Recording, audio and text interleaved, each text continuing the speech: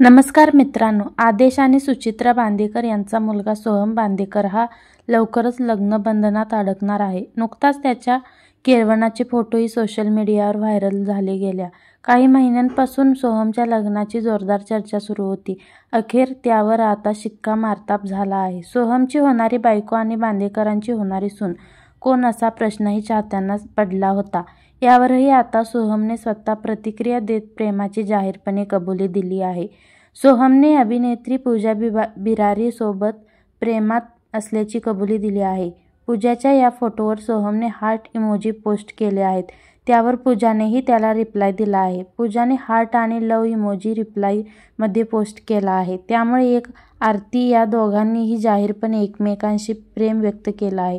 वेड लागलं प्रेमाचं या मालिकेत पूजा मंजिरीची भूमिका साकारत आहे. याशिवाय साजना आणि स्वाभिमान शोधा अस्तित्वाचा यासारख्या मालिकांमध्ये तिने काम केलं आहे.